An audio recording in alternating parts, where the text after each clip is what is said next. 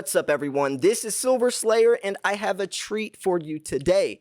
We are going to be breaking down the difference between local coin shops and online bullion dealers. There is a big difference, and this video is going to explain why.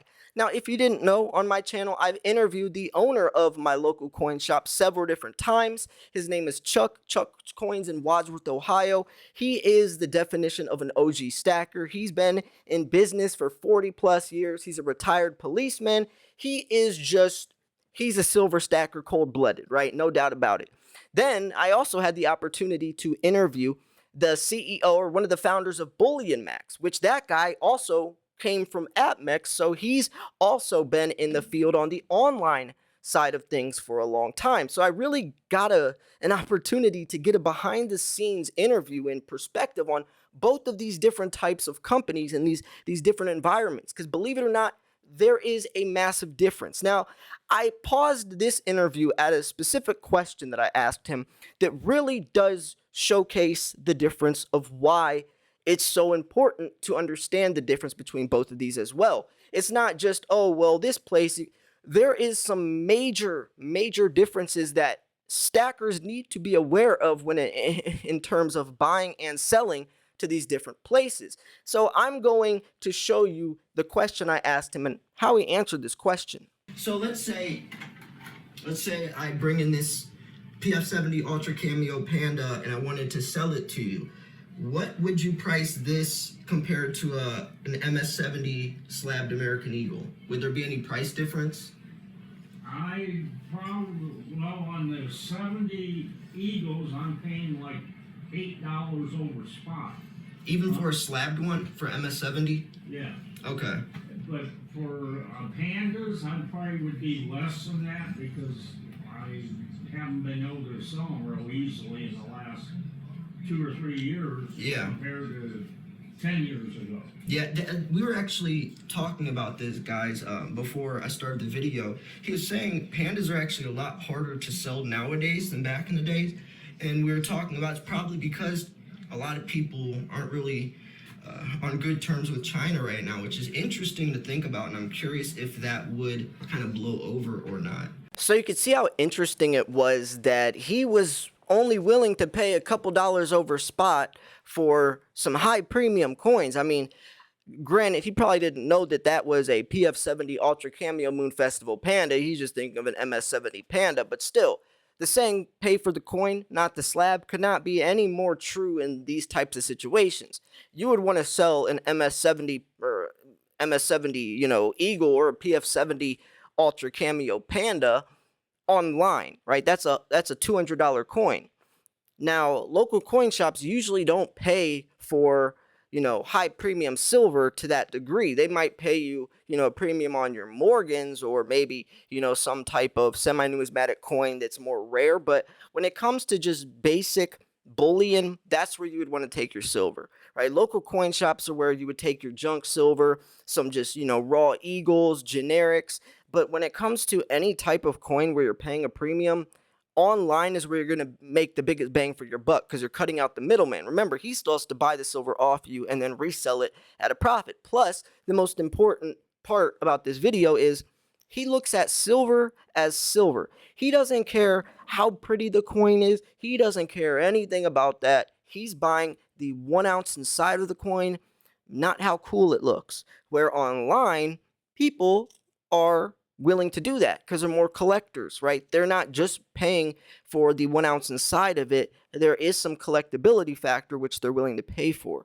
Local coin shops 9 times out of 10 don't do that. Now, I have interviewed another local coin shop that is more into the collector side of things, but it's mainly older constitutional silver, Morgan, stuff like that. When it comes to these pandas and coins like that, you got to sell them online or you're not going to make anywhere near the premium back. And I'm actually going to show you another.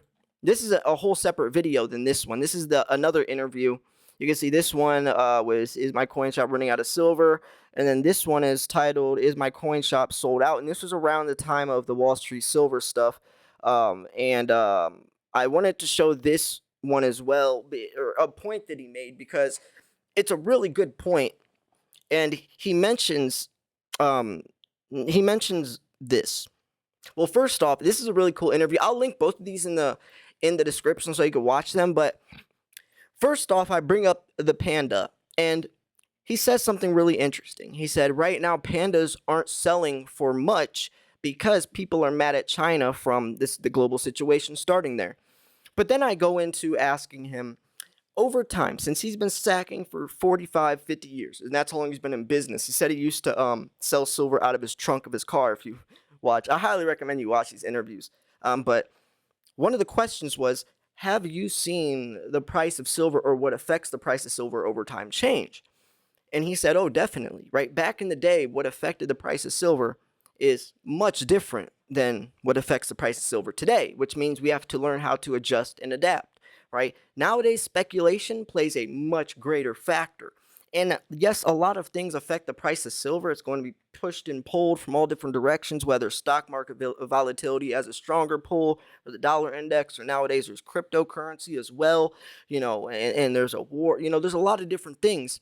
So it was cool for him to give his perspective on, yeah, over time, what affects the price changes, and you kind of have to learn to adjust with that. And if you don't, you're going to be stacking in a world that's much different. And that's why I think a lot of people that are stuck in their old ways have such a hard time in today's day and age, since social media and all this, digital technology really is affecting all markets, not just precious metals.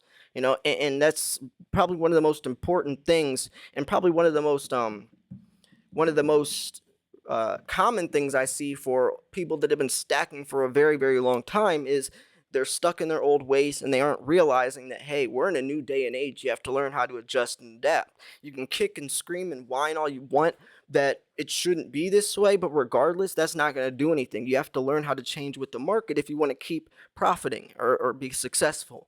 Now, this was a cool interview because this was the first time I got a behind the scenes looking at online dealers. I've talked to, several local coin shops. I've interviewed them. Plus, I've been friends with Chuck for nearly a decade now going in there, right? And that's, we're going to go over some of the pros and cons of both local coin shops and online dealers in a second. But, this interview was really cool because I got to see behind the scenes, what is it like?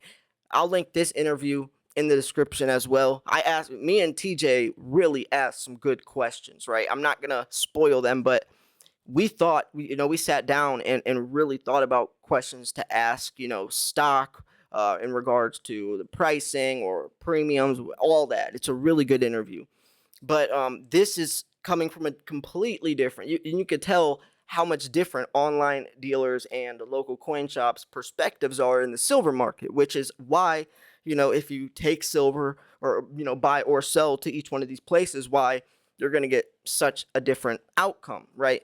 So online dealers and local coin shops both have pros and cons. Local coin shops, it's great because you can go in there, right? You can go in there, and if you're going to buy a coin, you can physically hold it and see it, right? A lot of times online, you can't see it, so you don't know if you like the coin, or especially if you're on eBay, it can be fake, right? Local coin shops, nine times, almost always, since they have testers in there, it's going to be real. Online, if you buy from legit places like BullyMax, is going to be real, but on eBay, might not be. No refund, no return policies on eBay. So online is a lot more dangerous. Local coin shops, though, is also cool because you can buy it and right away you can take it home. Where online, you have to wait 2 weeks, and sometimes shipping fees if you're not going to pay over $199. Now, another interesting point is that local coin shops, you can also cash in there and walk away with the money right away. If you're going to sell on eBay, which is the ideal spot to sell your silver, you got to do a lot, right? You're talking about pictures, taking the pictures, 4 to 5 pictures per listing, sending them to your email, then dragging it to eBay, writing out a description, writing the diameter. You have to put it up, wait for someone to buy, then wait for the PayPal to go through, and then transfer to your bank. That is a lot more difficult and stressful than just going in and dumping your silver on a table and cashing out within a couple minutes.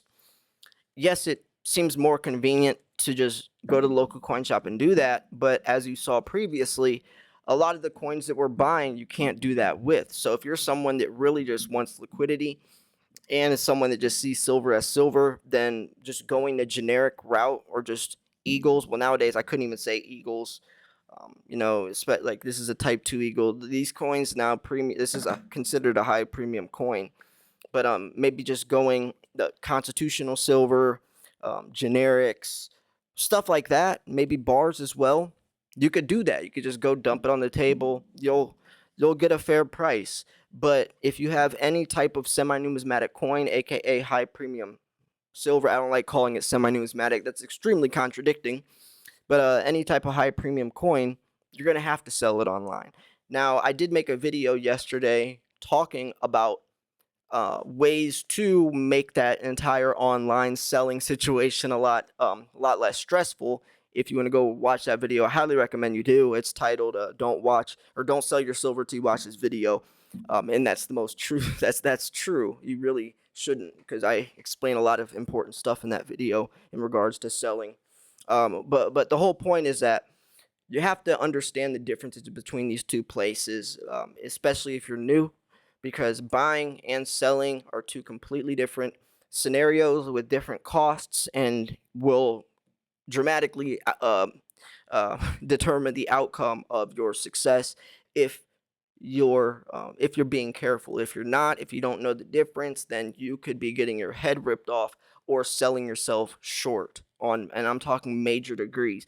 You saw I could sell a panda for $45 online, but he would only charge me $8 over spot, right? And I'm talking about $20 over spot versus $8 over spot, maybe even less. Big difference, folks. There's a big difference. So yeah, I'm gonna wrap this video up here. Like I said, all these interviews will be in the description. There's 3 different interviews. We have the first one that I showed, and then we have the second one. I didn't play the video, but I showed the video. And then we have this interview as well with the online dealer. So yeah, hope you enjoyed this video. If you thought it was educational, informational, at least entertaining, make sure to hit the like button. I post daily videos. I've been posting a lot lately, so go check those out. Some good stuff. Thanks for tuning in. This is Silver Slayer. I'll see you guys soon. Peace.